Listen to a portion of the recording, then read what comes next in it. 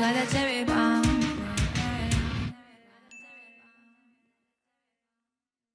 Welcome to the podcast, Abby. We're so happy to have you with us today. Thank you. I'm so excited to chat with you guys.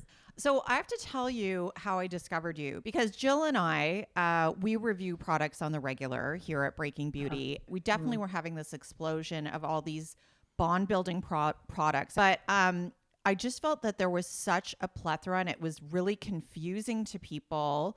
If there's one that comes out on top in your books, then from your subjective personal use, which one do you think is best for us, like fried hair gals who are, you know, experiencing unhealthy hair? Yeah, my personal number one continues to be K18. It has been for the last couple of years. I have integrated other treatments along the way, and I've actually seen good success in doing that. I think it's just like continued to help my hair improve.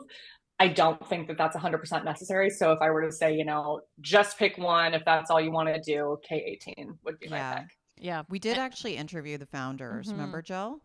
Oh, yeah. And I think the biggest issue, and I'm just piping in with my 2 cents, I am not a trichologist, but people don't use it right. And that's where they get disappointed. Yes. You have to rub it between your hands and it becomes almost like a paste, right? And then you put it in your hair. And that's when you get the coating and the actual results. Yes. People do not, they just slap it on. They think it's like any other product out there, and it is completely, and they overuse it too. or they just don't leave it on for, they're not getting the coating. You need that like rubbing in the hands, and like literally look at your hands, and it should almost look like a bit glue-esque in terms of the color. It's not glue-esque, but yes, that is how you use it. And I don't think until you get it in your hands and you practice almost with it, then you can really see and get those amazing results. But it does work. Yeah. Now, speaking of which, you have a really popular YouTube video, and it's about how to use OLAPLEX for the best hair growth results. And in huge letters on the screen, it says, "We're using OLAPLEX wrong." So I actually wanted to ask you about this. So similar to what Jill was saying. So what's the right way to use OLAPLEX to getting those like killer results that they became so well known for? Because I feel like with all this competition, OLAPLEX has been suffering a bit. So are you still a believer? What's your take? So I have not used OLAPLEX in a few years now. I was using it prior to using K18, and I think it's still a great option. It's just that I saw even better results with K18. In terms of how to use it, so if I'm remembering correctly, because I think that video, I might have posted that a few years ago now, but I was really inspired to post that video because I was seeing so many people use OLAPLEX and these other bond repair treatments in ways that the brands didn't intend for the products to be used. So like one example, people doing the OLAPLEX bun, that went really viral on social media, and they're putting OLAPLEX on dirty hair that is dry and then sleeping in that overnight like it's a mask. And OLAPLEX doesn't work on dry hair. So you're wasting your money doing that. And it's also not conditioning. It's not meant to be an overnight mask that, you know, will give you better results when you wake up with. So I was seeing things like that happening, people trying to like dilute it with water and just kind of all of these social media hacks, as I'm sure you guys see all the time with these kinds of products. So that's what really inspired that video. And ultimately I would just say, like, follow the brand's directions, make sure you're using it on damp hair. Yeah, you're not sleeping in it overnight. You're not putting it on dirty, dry hair. And that's how you'll see best results. Yeah. Okay.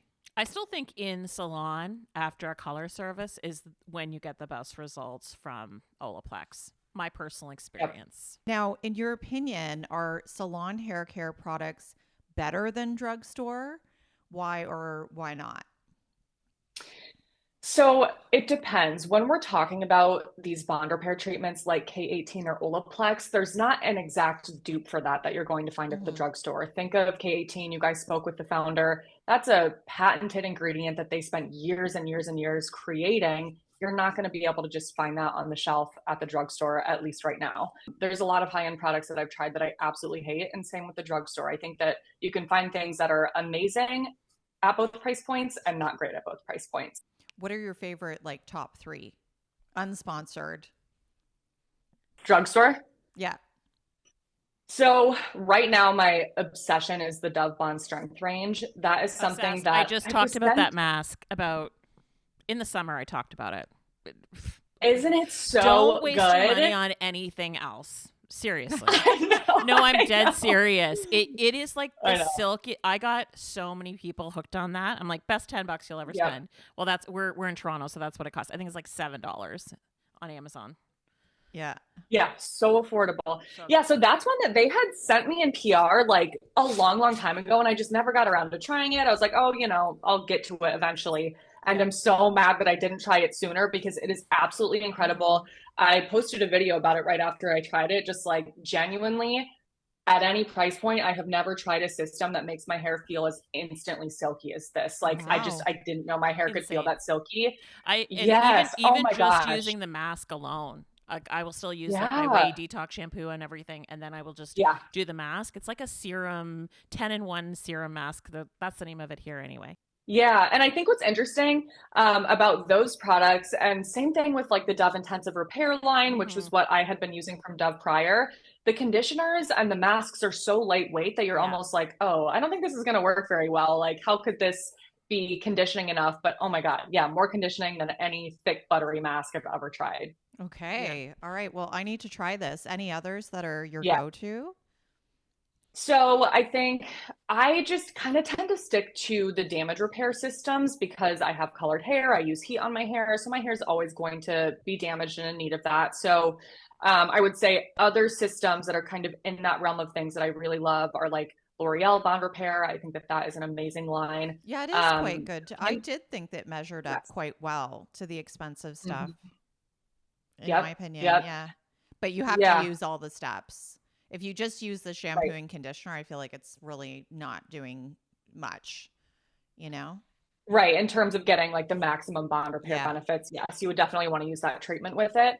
And they did recently reformulate that shampoo, so it's even better. Oh, Something that has just like been really frustrating with a lot of these, not even just bond repair shampoos, but shampoos in general, is that they're like creamy and thick and conditioning, and then you're not getting a great cleanse. And that was the case with the L'Oreal Bond Repair shampoo. It's something I used to love, but like as I continued to test shampoos and learn more about hair science, I was like, yeah, this actually I think is like not the best. And that's definitely why there were complaints about people feeling like their hair was brittle or dry or weighed down. They weren't getting a proper cleanse. So they did just reformulate that and it's a lot better now. okay. All right. Good to know.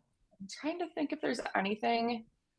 Yeah, I feel like most of the leave-ins that I love from the drugstore are just like leave-in conditioners. Yeah. Mm-hmm. Um, Yeah. like the L'Oreal 21 Pantene Miracle Rescue. Yeah. Um, Hmm. There is a serum oil that Dove just came out with in that bond strength range that's really good too. So that's another one I would recommend. But yeah, Okay. I want to yeah. ask you about ingredients because I think you've been Mm, doing some great myth busting on ingredients you might find in your shampoo and conditioner. So maybe you can tell us about like these often demonized ingredients, mhm. sulfates, silicones. Like, what are a lot of people afraid of that maybe they could reconsider, in your opinion? Hmm. Yeah. You see this in every industry where companies try to think of these creative ways to get people to buy their product. And one of the ways in which they do that is with this like fear mongering tactic where they say free of these ingredients. It subconsciously makes you think you need to avoid those ingredients. And Hmm. then you start seeking out things that have that kind of label without really understanding why that may be. And in the case of sulfates, like there's really no reason to avoid them. They're excellent cleansing agents for people that have really oily scalps. They're just, it's like a night and day difference when you go from using a shampoo that doesn't have effective cleansers to a sulfate based shampoo. It can eliminate the number of days you need to wash your hair, make your hair feel cleaner for longer. It can make your scalp just like healthier overall, more balanced, less itchy, like all of these problems that people have started to have in recent years with their scalp.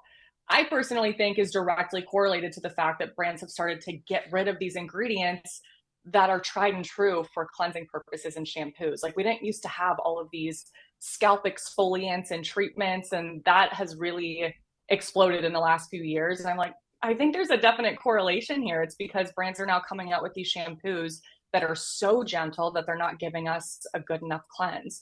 And it's really important to have an effectively cleansing shampoo to have a healthy scalp. That's something that I think a lot of people maybe not forget about, but just kind of underestimate the difference that like a really amazing shampoo can make. So, you know, I think originally too, sulfates were just thought of as being extra harsh and potentially irritating, but cosmetic chemistry is so advanced now. Like these brands have these cosmetic chemistry teams that do such a great job of formulating products in a way that are effective and not going to overly irritate. So they can add ingredients to a shampoo that help to offset any potential stripping effects. They can have, you know, a different blend of surfactants that give you the benefits of the sulfates, but then maybe another gentler one mixed in. So I think ultimately, like, we just have to leave these things up to the chemists and stop trying to pinpoint every single ingredient to avoid, because they know so much better than we do.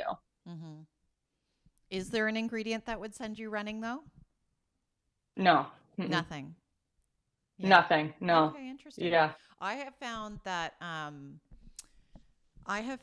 sometimes when a shampoo and conditioning system is overly fragranced, I've actually found that I've started to get like a rash just below, around my ear and below. It like these ones that are like crazy botanical smells.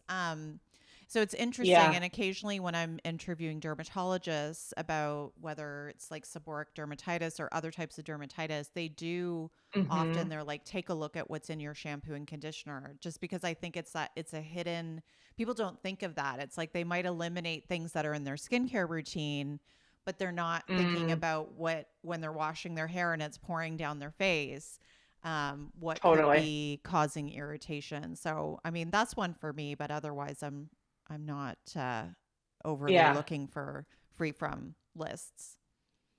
Yeah. Well, and that's a totally common and valid one to avoid if it causes irritation. Fragrance in skincare tends to really irritate my skin. Not all the time, but if something's heavily fragranced, I more often than not end up with like a bright red, really hot feeling face. So I feel the same. I try to avoid it when I can, but it's not because I'm afraid that those ingredients are going to do something awful for me. It's just like to avoid the irritation. Yes. Yeah. So there's so many people that are looking for like hair growth tips. And I know you mentioned before that you color your hair. So what are some habits that you like to abide by to keep your hair long and healthy? Or is there something that you did where you're like, wow, it is really growing? Or conversely, wow, this kind of made my hair grind to a halt from, stop growing? Share your secrets. Yeah. I would say one of the most important things that is the most underrated is being so gentle with your hair. And all of the research that I've done, it just became very clear that the way that we brush, style, groom our hair is ultimately the culprit of breakage. And I used to be really rough with my hair. I would just like rip a hairbrush through it when it was soaking wet. I would use the hot, what are they called? Like those hot styling brushes. Yeah. You guys know what I'm talking about. On ones? Soaking wet hair. Yeah. Yes. And rip that through my hair. Yeah. That was the worst thing.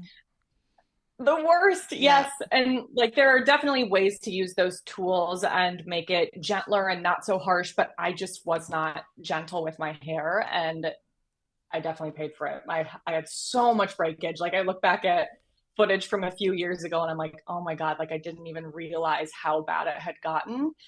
So I would say that is like one of the biggest things I've changed just in my overall routines is how careful I am. So for example, with brushing my hair, I'll separate it into really small sections. I'll loosen knots with my fingers before going in with a brush.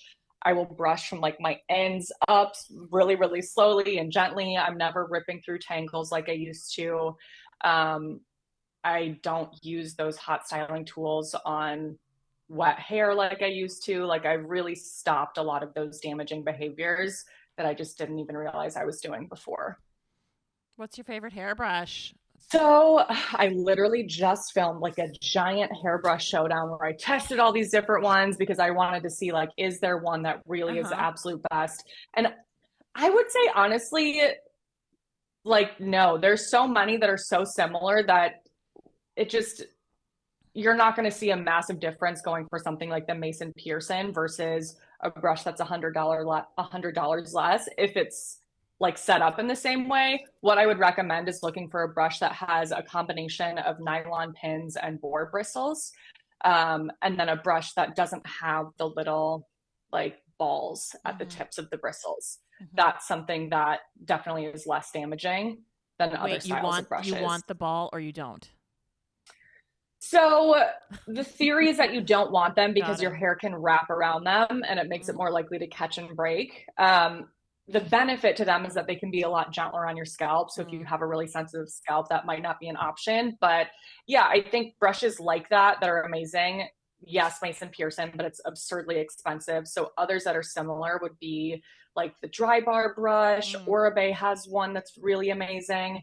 I have some sitting over here. I'm trying to remember. Crown Affair. Yep, Crown Affair. I love that brush. Yeah, Theirs is really good. The Oribe is amazing as well. Me too. I love their brush set. It's so good. Yes. I will say though, my Mason Pearson, I have two of them, a mini and a regular. Over a decade now, I still have them and use them. So they really, really do last. And there's a reason why Sam McKnight, it's like in his back pocket for 20 years. It's like it really works smoothing, and like it's like the final step on like every hairstyle I do, quote unquote, because it's just so smoothing. Yes. Yep. And I love that brush too. That's why I bought it, because my stylist showed me hers and she had it for over 10 years, used it on all of her clients, and it still looked amazing. So it's like, okay, that's worth it then if it lasts forever. Yeah. But there are so many other brushes that are set up just like that now, where it's like, if that's not an option for you to splurge, then there are still other options that are good and more affordable. Yes. Do you do any special kind of cleaning to your brushes? So, oh my gosh, I literally, or do you just pull out the hair like we do? I do that too. Yeah. This little brush cleaner that I found on Amazon, my dog ate one end of it, so I just had to rebuy it. But it's double-ended, so you can like run it through your brush like this to get all the fuzzies out, and then it has a pick on the other side too. Okay. That has been really helpful. You'll get all the gunk. Okay, out. send us the link, so we'll link to everything we're talking about, guys. I will. Let's talk about hair thinning. It's such a huge discussion and topic, and I'm sure you get questions on the daily. So what are the three most common signs that your hair is starting to thin or going to start to thin? My favorite page, by the way, on Reddit is men asking if their hair is thinning. It's quite fascinating, and I feel like more men should be watching your channel, but go ahead. That's funny. So it really depends on the type of hair loss that you're experiencing, because some forms of hair loss are a lot more rapid than others, whereas other kinds are more gradual in the process. But I think the best thing that you can do if you feel like that's starting to happen is go see a dermatologist, because they'll be able to help you to figure that out. In women, there are different patterns that will start to appear. If female pattern hair loss is something that you're experiencing, you'll start to see receding like at this part of the hairline. Your part will start to get like a little bit wider. So those are signs that could be going on. If you have other forms of hair loss, like let's say from stress or from nutritional deficiencies or hormonal imbalances, something that may start to happen is just that you're losing a lot more hair when you wash it, when you brush it. And that's something that will become pretty noticeable. And that's where, if you go to a dermatologist, they can do a pull test for you, and they'll actually pull on your hair, see how many hair strands come out, and then be able to figure out from that, like, if there's some blood work that needs to be done, if we need to assess this further or not. Okay. That's a great piece of advice. I want to ask you about miniaturization. We're putting your trichologist skills to the test. So I've had this happen to me before, where I have these strands of hair that are almost like along the crown where my bangs are.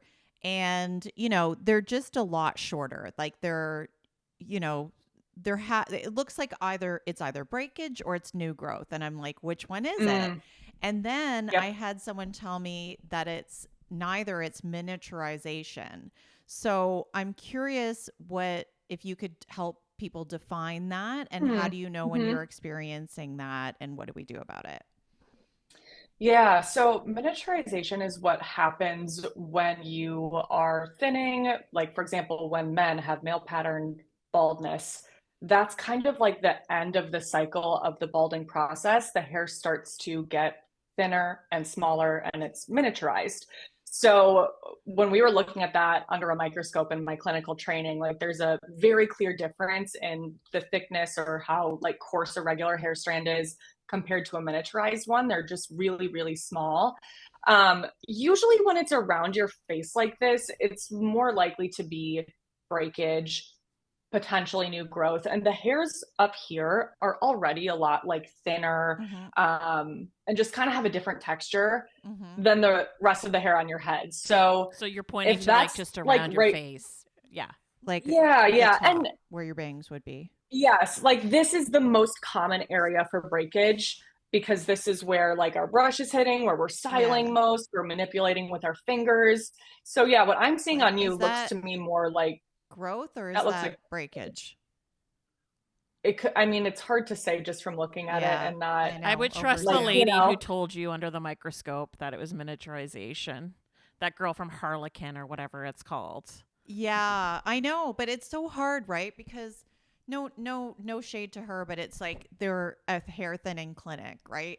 I mean, I guess you could say that about anybody, but I just was curious, like how for the average listener, if they have, you know, often women will get it after they have a baby, right? And it's just like, is it? I asked that. I had that crown, and I was like, is that regrowth now, or is that breakage?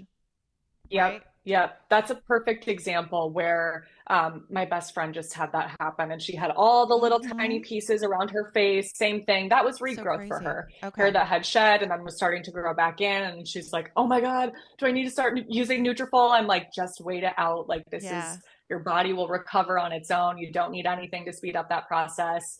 But yes, that's a really common area for that. So I would not worry about the hairs being miniaturized there. Okay. We want to ask you about washing your hair the right way. Okay. So do you believe, first of all, how many times a week do you wash your hair?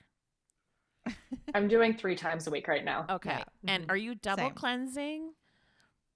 Or do you believe in that? Yeah, Tell us a bit more about your routine in shampoo. Yeah. So washing 3 times a week, and every time that I do, I double cleanse. It's not because you need a second cleanse for the shampoo to like work its best or be most effective. I just have so much hair that I feel like it's hard for me to like get every area of my scalp. So it's kind of more like insurance for me, where I'm like, I just want to make sure that I'm really getting everything properly cleansed. And that's what has worked best for me. Technically, like you wouldn't even really need to fully rinse it out if you don't want to. Like you can just shampoo once and have good results, but yeah, it's just worked better for me to do it twice. Now, are we talking the same shampoo, or is this like when you do a double cleanse on your face where you're doing one that's, you know, oil based and one that's a clarifier, or is it just the same shampoo? Same shampoo. What you could do, and something that I used to do, is I would use a clarifying shampoo with one of my bond repair shampoos, because like we were talking about before, I felt like I wasn't always getting the best cleanse with just the bond repair shampoos alone. So sometimes I would do like clarifier with it, and then I would get better results. I'll still do that sometimes, but there's no need to use 2 different kinds of shampoos. You can just use the same one. That's usually what I'm doing. Yeah. I love the Way Detox one. I'm using that one. Oh, it's so good. Yeah. Do you double condition? I think I've seen a video of you doing this before. Yeah. Sometimes I will use a conditioner and a hair mask. Other times I won't. Maybe I'll just use a hair mask, just use a really thick conditioner. It just kind of depends on the products that I'm using. There's no right or wrong answer here. I think that there's been misinformation in the hair industry around these kinds of products too. And I was talking about this with the launch of Blake Lively's Haircare line, because her whole stance was like, no one in Hollywood uses conditioner. Like they only use hair masks. And I was like, well, they're pretty much the exact same kind of product. It's just that hair masks are thicker and tend to work better for people that have thicker, coarser hair types. Whereas if you have really fine, thin hair that's easily weighed down, that might be too much, and then you'll just want to use a conditioner. But ultimately, unless there's like, you know, some sort of reparative complex going on in the mask, like making it more of a treatment, they're the same exact kind of thing. So you don't have to use both, but a lot of the times I like to kind of mix and match, because I feel like I just get better results that way. What are your thoughts on Blake Brown Haircare? I didn't love it. I didn't love it. It wasn't awful, but yeah, it wasn't anything that I thought was revolutionary. There was nothing super special about it that made me feel it had a place on my beauty shelves. Yeah, it was fine, but not great. I just was a bit shocked at the images of her hair. I was like, we need some Kerastase level shine on these. Yeah. What the hell's going on here? They should have had you as a hair double. Abby. Literally. It's like Blake She turns needs to around pay and you. Abby's hair. It's like Sad. Well, it's almost like they like made it look messier on purpose, It was like teased it or insane. something, Yeah, it and was like rushed through insane. it. Yeah. And like, Yeah. us Yeah, coming from the you're not magazine wrong. world, the editorial world, there's just so many tricks you can do on set to make hair look fantastic. And it was not Totally. looking great. Is it even her real No. hair? Oh, I think so. Probably some extensions in I there. think so. Oh, okay. I don't know. She's like always had that hair though, even back in Gossip Girl. Yeah. It's Yeah. it's She's got just a lot of hair. weird because I find when she's on the red carpet and stuff, it looks like extensions to me. It's something about just the way it sits so straight and then it's curled at the bottom. I don't know. What about Thank you for that insights and candid the insights. real talk, the real talk. This is the B side of Abby's content. Everything else like Yeah. polished. Now we're spilling the tea, everyone. What about pre-oiling? You know, the rosemary and the pre-oiling. Do you ever get up to that stuff, or as a trichologist, do you ever recommend that? I do not use any oils on my scalp. I have an oily scalp and I'm prone to a scaly condition called seborrheic dermatitis. It's basically an oily scalp condition where you get really itchy and scaly if you are not keeping your scalp clean. And putting oils on top of that can worsen it. So I think if you are somebody that has a super oily scalp, I would avoid oils on the scalp. It usually just causes more issues than good in those kinds of situations. Yeah, to like smother oil on something that really should be clean is just not the best way to go about that. If you have a really dry scalp, that can be helpful in just kind of softening some of those flakes before you shampoo. But yes, in terms of oil on my scalp, that's not something I do or something I really promote. Just in learning like how important it is to effectively cleanse and keep your scalp clean in my trichology course, I was like, yeah, it doesn't really fit in there. But for my lengths and ends, I do oil on non-K18 days. I will put an oil, from like my chin length all the way down to my ends, leave it in for at least 30 minutes, sometimes longer, and then go ahead and shampoo that way. So that is really meant to protect my lengths and ends before washing, versus I think a lot of people have gotten sucked into the scalp oiling trend thinking it's going to make their hair grow. And that's just like not how it's not how it works. So, So you put it in prior to washing though. It Yep. is a pre-shampoo oil. Okay. Correct. What's Yes. the idea there? So water is something that causes damage to our hair. It makes our hair swell, the cuticles lift. And so, something I have experimented with a lot is just like ways in which to mitigate that. And you could use a mask before. That would be the same kind of thing, like when people do a pre-shampoo mask. But I have found most success in using an oil. It makes my hair softer, smoother, silkier after washing. Just kind of like acts as a barrier on your hair strands before getting it wet. What's the oil? Which oil do you like? So I use the OGX coconut oil. It's like the extra penetrating oil. It is really thick though. So if if your hair is easily weighed down, a lot of times that can leave residue in your hair. So they do have a couple lighter weight options. They have a serum and a mist that would work better for fine, thin hair types. But all three of those are great. Same kind of thing. Okay. I want to ask you about your experiment when you used rice water in your hair for a month. Oh my God. Don't bring me back to that time. Well, we got to ask. People are doing it. And I mean, this is something that, this is one of those things that's like a traditional, I think, is people on TikTok. And there's just a certain set of people who love these natural ingredients. They're like, why do I need to spend so much money when I can use my own rosemary oil I made on my stove, or I can use rice water that my grandma used to use. So tell us what you did and what your findings were. Yeah, so I started testing it out after I saw, I think it was like a blog post on Kourtney Kardashian's website, like her Poosh website, like rice water for the best hair ever. And I was like, this is interesting. Like maybe I should just test it out. I started seeing it going viral on social media and people loving their results. I was like, okay, why not? And at first I really liked it. I thought that my hair was shinier and softer, and I really enjoyed the results that I saw. Over time, it just did not agree with my hair. My hair felt really brittle and dry, and just, it felt like I had completely like a different head of hair. The texture had changed. Wow. And when I stopped using it, then my hair started going back to normal. So I think I just way overdid it. Also, I don't want to like totally blame it on the rice water, because I think, being used in certain ways, people see really amazing results, but I think I just did way too much, which I think can be an issue with a lot of these hair trends, where people see something that works well and they want to get the best results possible. So they do it way too much, too often, and then end up seeing negative results. Yeah. Okay. And what about, are you ever going to try onion water for your hair?